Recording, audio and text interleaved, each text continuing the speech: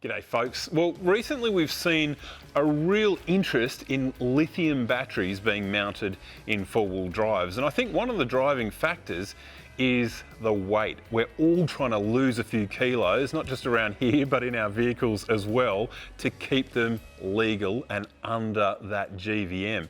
And when you look at lithium batteries, your average one that you'd fit to one of these things is probably about 12.9, 13 kilos. Your average lead acid deep cycle battery probably weighs closer to 30 to 35 kilos. So you're looking at a weight saving there of about 20 kilograms just in one battery, let alone if you fit a couple, obviously you're doubling that saving. But we do know that lithium batteries are pretty damn expensive. They will cost you around about sort of 5 to 6 times more than another battery, but you do get a lot more bang for your buck.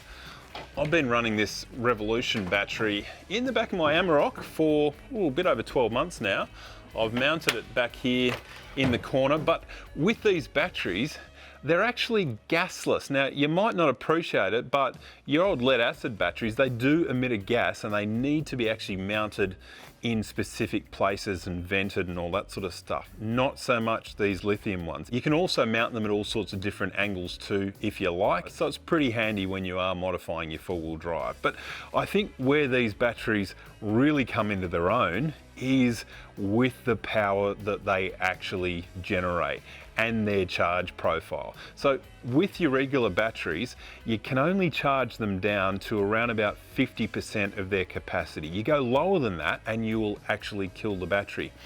With these things, with the lithium, you can actually drive them all the way down to empty, and they will give you a full power output all the way until they are empty, and then they'll shut down. These things, you can charge them up from empty in a couple of hours.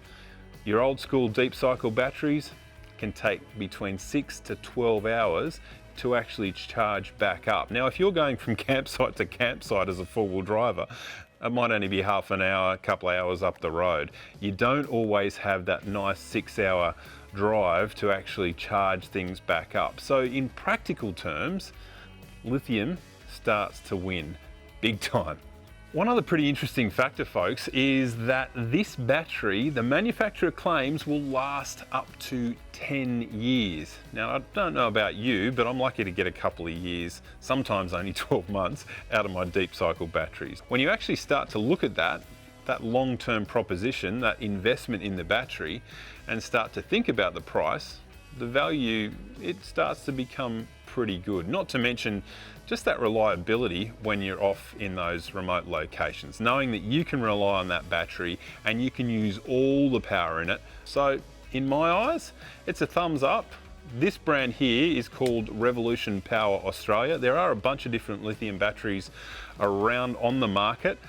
Some of them are coming out of some pretty suspect companies, and you know, what is on the label isn't always what's inside. This is definitely at the pointy end of that spectrum, so it is one of the more expensive ones, but so far for me, it's been a pretty cool experience. So check them out, folks.